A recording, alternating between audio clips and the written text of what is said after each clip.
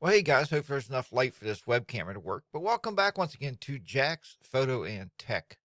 Guys, I haven't shot a video for this channel for quite some time, and I'm sorry about that. But I put the camera away already, but I got the A6000 out this morning and I started playing around a little bit and I started to think about a new line of photography that I wanted to do. So I wanted to share it with everybody out there and see if you want to take the challenge also. All right, let me get my big head out of the way here. And we'll just put me right about there. And we'll see if we can't switch these screens over. Okay, so the first thing I want to tell you about is my blog. Okay. The blog is jackocorn.com. Okay. And I know I've had blogs, and who reads blogs anyway anymore? Not really anybody. But what I wanted to point you to this for is just in case you wanted to bookmark it, because what I wanted to do is I'm going to start capturing some photographs and not only recording videos about it, but I like to write about it also. And the article I wrote this morning was black and white photography is what we're talking about today. I'm sure the thumbnail gave it away already. But what we're talking about here is, and this computer is very slow at resolving web pages for some reason. So we're looking at black and white photography. And why are we looking at black and white photography? Well, I'm going to get into that here in just a second. But it's just a new way to capture your photos and to express yourself in capturing images. I think it's just important, and I'm going to explain that. So let's go ahead. We're going to go back over to my organizer here. All right. So these are the images I was playing with this morning. So you see a bunch of them here. I created a photo gallery here. Why are those in there? There we go. So I created a album in my Photoshop organizer, my Photoshop Elements organizer, to capture these images. Now, here's something interesting about the A6000, and it might be the same with your camera. I don't know. I had the A6000 set on capturing raw images because you guys know I like to capture raw and I like to edit post post shooting, right? I do some editing. And I have been for years, and I tell everybody, if you're going on vacation and you're snapping a lot of pictures, you're taking a lot of shots, unless it's something very creative, I would definitely recommend you shoot in JPEG. Just shoot in fine JPEG, and I think you'll be just fine with those pictures.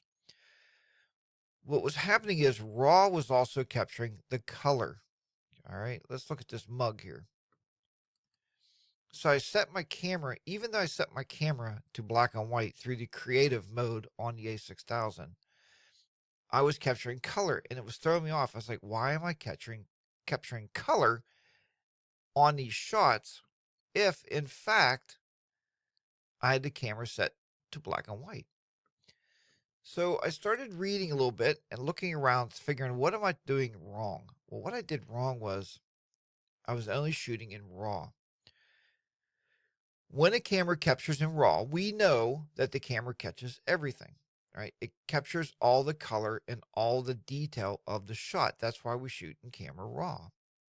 But we didn't want that. We wanted to remove the color, but I didn't want to remove the color in post. And I know you can do that.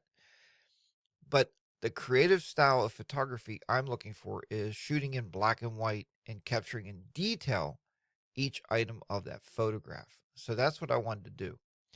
So what I ended up doing this morning was, I'll show you these two here. All right. So I captured this one. Now this came out as camera raw. And this photograph obviously has the color in it. But I didn't want the color. I wanted more detail. So if we go back here, we're going to look at this picture. And you can see now where it's just black and white. Why is that important? And if you go back and you read that blog post at jackocorn.com, you'll see in there why I'm explaining this to you. To capture the best image that you can capture. And I'm talking about composing the image, lighting, and all the great details that go into a great photograph. I feel you have to remove the color because when we have color, Let's go back to this photo again. Your eyes are automatically pulled into the color, right? What was the color of the woman's shirt? What was the color of the trees, maybe? And sometimes we want detail. If you're taking fall foliage, I would take those both. But a black and white fall foliage doesn't speak any power to the color of what the fall leaves give us. But when you're looking for great detail and you're looking at this colored guitar neck and you're thinking, wow, that's kind of brown, okay, and there's some white in there, kind of silver. But if we go back to this image, now we're just looking at the detail. You're looking at how the light is coming off of this one tuning key here. You're looking at the light coming down off the side of the guitar neck.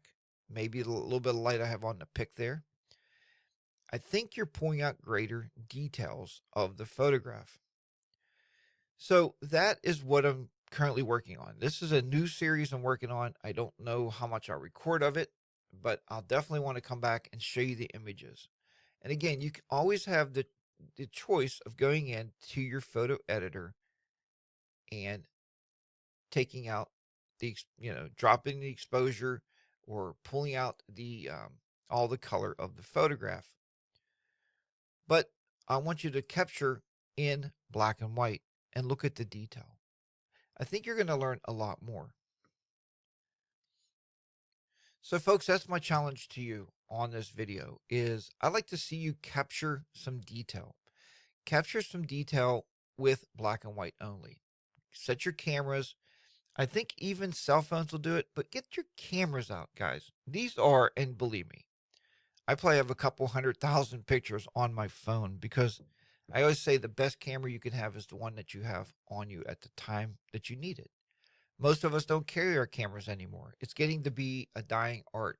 Even on vacations, I see very few people carrying cameras. And when I do, I know that they want to capture those memories and in the greatest detail that they can. Not that your phone doesn't do a great job, but it's still really nice to have interchangeable lenses on your cameras and be able to do creative things like shutter speeds and exposures and aperture settings. All that stuff makes for more of a great photograph. Guys, I hope you've enjoyed this video. Again, that is my challenge to you. The Facebook page is still up. I'm not on Facebook a great deal anymore, just because of what it is with the social media stuff. But you can still post to the Facebook page on Jack's Photography, right? And you can post them on there if you're a member of the group. By all means, post them up there. You can also send them to me on Instagram. I am on Instagram, so you can send them there. I would like to see your work, or simply email those to me. You can always email me and I can have a look at your photos of what you're doing out there. So that's your challenge. Get out there and take some pictures. And I know it's winter, so you could take some black and white snow pictures. Could be very interesting. Guys, thank you for watching. If you enjoyed this video, give it a big thumbs up. Smash that subscribe button. I'd love to keep you around here. And I'm trying to think of new things I can do with this channel and try to bring some new topics to you guys, and hopefully maybe you'll come back and start watching some of the videos. So thank you very much for joining me here, and I'll talk to you next time on Jack's Photo and Tech. Until then, keep those shutters clicking, keep the editors editing, and I'll see you back here very soon for another video. Take care. I'll see you then.